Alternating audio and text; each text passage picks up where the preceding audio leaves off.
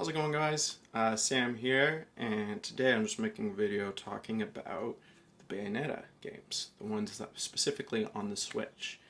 A few weeks ago, I made a video talking about The Last of Us 2, which I had just finished, and that game left me feeling a little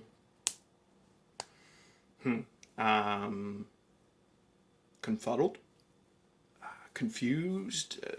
At points, I would even go so far as to say depressed, even.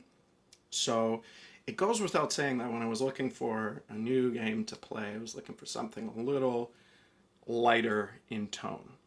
And the Bayonetta games are just what the doctor ordered.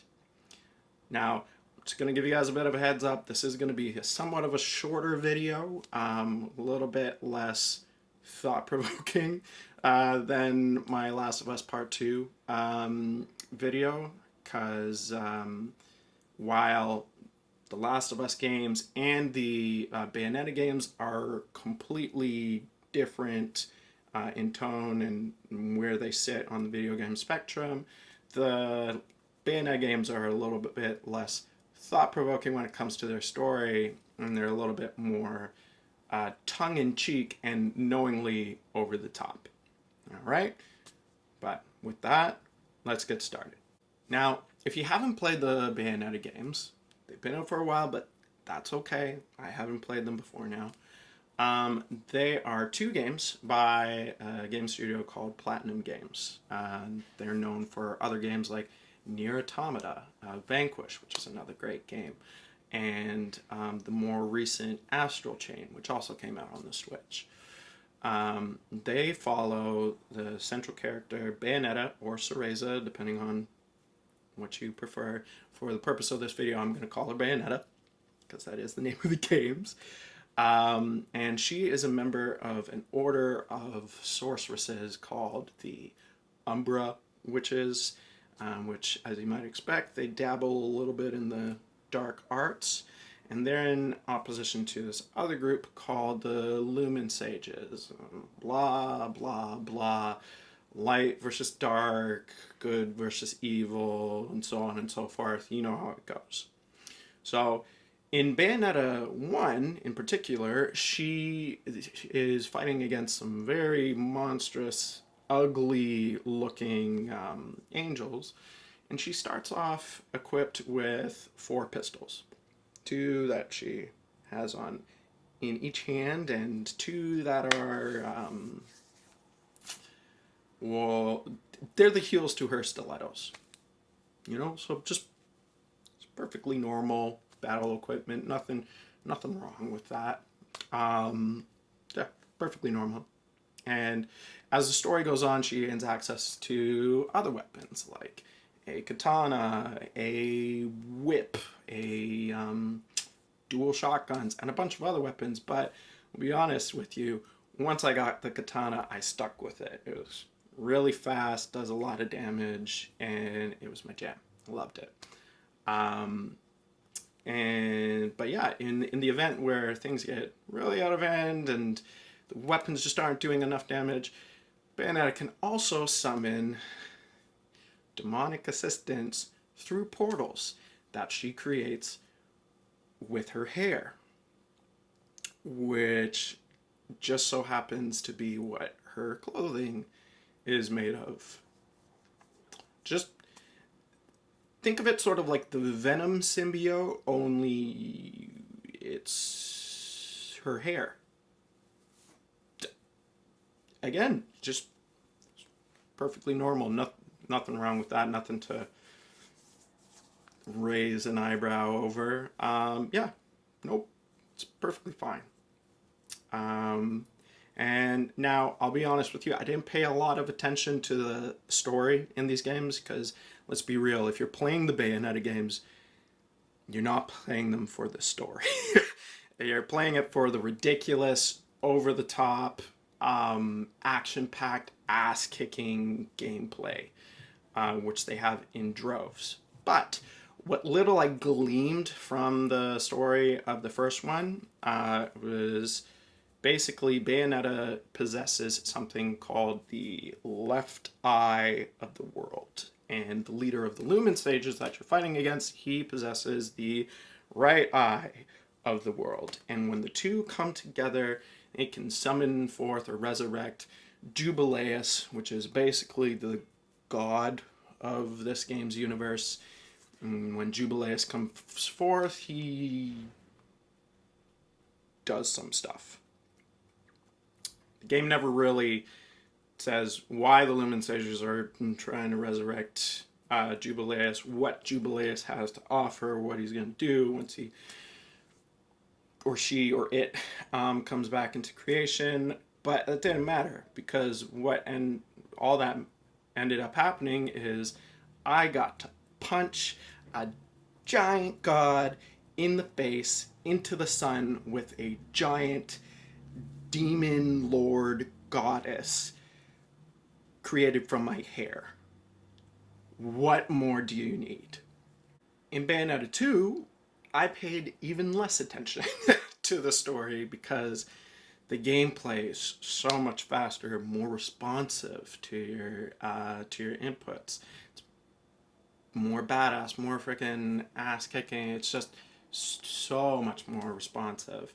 But the story for that one, you're venturing into hell to rescue one of your friends. You're going there through this mystical mountain that overlooks this beautiful, gorgeous, sort of Viennese, water-bound town or city.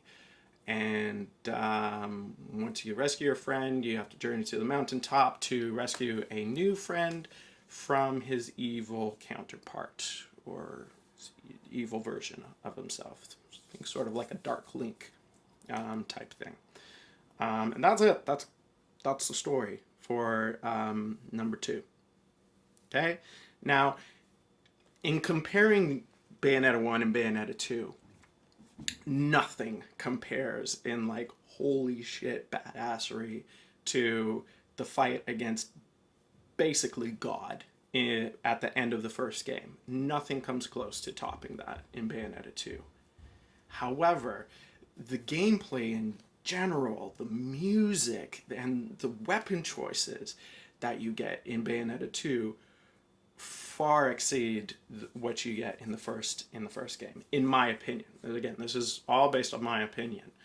Also, when it comes to Bayonetta 2, just saying, the Rakshasa blades, they're my jam. And at a certain point, you can get Rakshasa blades for your feet as well. So you just got 4 super fast, amazing damage dealing blades, and you're kicking and spinning and twirling through the air. And it's freaking epic. Hashtag Rakshasa blades. They're dope. Close second would be the scythe that you get. I can't remember the name of the scythe. Sorry, it's been about a week or so since I finished this, but the scythe is also very, very dope. But yeah, so because of the epic fight against God in the first one, and all of this sweet, amazing gameplay tweaks in the second game, I can't really pick a favorite between the two. But what I can say is, yes, both of them are definitely fun, funny, hilarious, action-packed, fast-paced cures to The Last of Us Part 2 blues. Now, that's not to say that I don't have some gripes with these games. I have very few, because both of them are amazing and I can't recommend them enough, but I do have a few gripes. Okay? First and foremost being, I'm not that good at fighting games. I know this sounds odd with regards to the Bayonetta games, but hear me out. I don't like memorizing a bunch of different button outputs and knowing which attack will send my enemy up into the air and which button presses to put in so that I can keep a combo going while they're up in the air and keep the enemy from attacking me. And while Bayonetta games aren't fighting games per se, she has a lot of moves to wrap your head around, all of which change when you equip a different weapon. She also has quite a few enemies whose moves that you need to learn in order to initiate the last second dodge, slow down time mechanic called witch time, where you can deal the most damage in combat. Um, I'll be honest with you. I started out Bayonetta 1 on normal difficulty and it kicked my ass. You get rated for each fight, and you get rated at the end of each level or chapter as well, with a rating system that goes from stone to bronze, silver, gold, and platinum, and then pure platinum or flawless platinum. Just basically, you're the bee's knees platinum. And on normal difficulty, I was getting a lot of bronze and silvers and stones for fights, and at the end of every single chapter, I was getting stone rewards, and I was just getting my ass handed to me. And at a certain point, um, I encountered these two clawed enemies that no matter what I did, I couldn't get past them. They just kept whooping my ass and wiping the floor with my carcass. And so what ended up happening is I switched the difficulty to easy. And you know what? I had a blast. I loved it. And Bayonetta 2 also has an easy difficulty, but it has an added feature where, you can still, it doesn't auto input your attacks. You can still control the attacks that you're doing. And while it could be said that the combat and gameplay in Bayonetta 2 is a little bit more easygoing because of it seems like it just came across a little bit more responsive than Bayonetta 1. I still played it in easy mode and I had a great time doing it. Both of these games, and I would say the same would probably be true for Bayonetta 3 when it comes out. But for the time being, both of these games, they definitely fall into the video game metric where you sort of have to get good to get good. However, unlike the various games that come from the From Software video game company, or the Blood Hero Souls games, as I like to say, they have the Bayonetta 1 and 2 has the option for easy difficulty. And choosing that easy difficulty doesn't block off any parts of the story. It also doesn't make you feel like a puss for for choosing it. So, am I lame for for choosing the easy difficulty in order to get through these games? Does that make me lame? Maybe, but I I also don't care. I had fun playing them in easy difficulty, so it is what it is.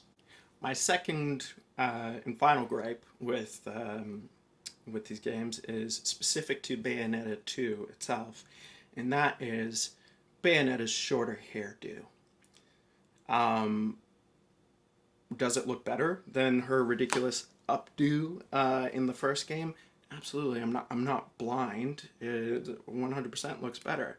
However, how am I supposed to suspend my disbelief that this woman summons demon lord goddesses and a literal dragon the size of a building with her hair when she has less hair to operate with? If she goes bald for Bayonetta 3, the demons that she summons better have a realistic size decrease or I'm gonna have some issues with it. With that said, guys, that's all I really have to say about the Bayonetta games. Thank you so much for watching. Um, and yeah, if you're curious about these Bayonetta games and you haven't picked them up or played them yet, I can't recommend them enough. They're ridiculously fun, awesome, badass games.